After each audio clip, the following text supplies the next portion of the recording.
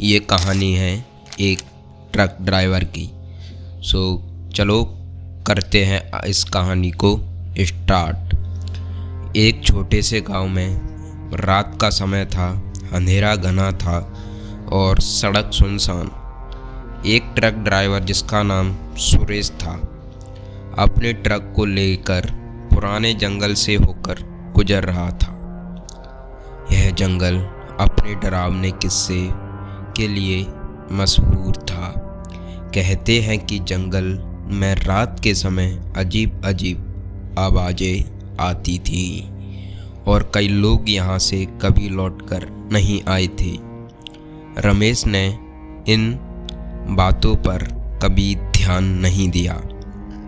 वह एक व्यावसायिक ड्राइवर था और उसे समय पर माल पहुंचाना था।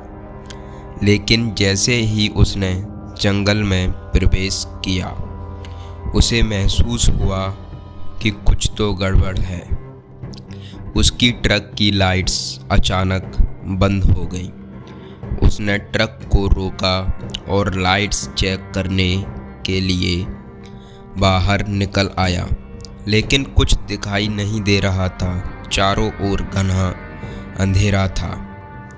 अचानक उसे एक अजीब सी आवाज़ सुनाई दी, जैसे कि उसके कान में किसी ने फुसफुसाया हो।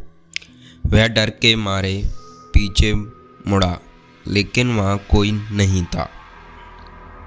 उसने जल्दी से ट्रक में वापस बैठने की कोशिश की, लेकिन ट्रक का दरवाज़ा अचानक खुद ब खुद बंद हो गया।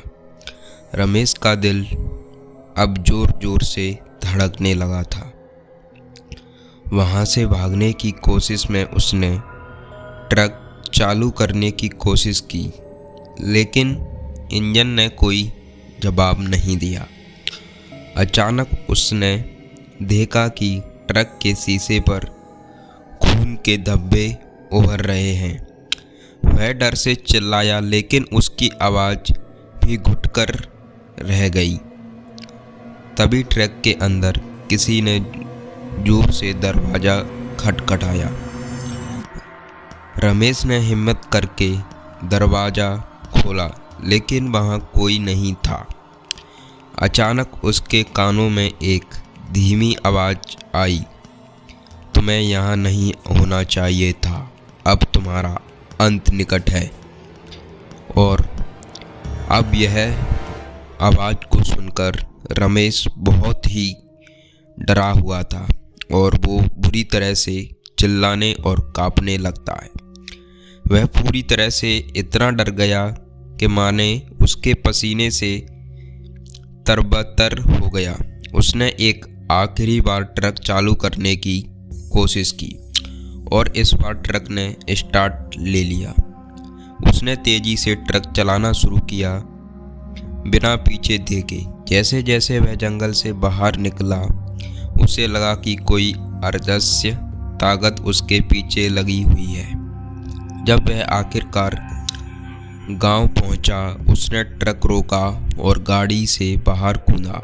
वह पूरी तरह से हाँफ रहा था और उसकी हालत बुरी थी। गांव वालों ने उसे संभाला और पानी पिलाया।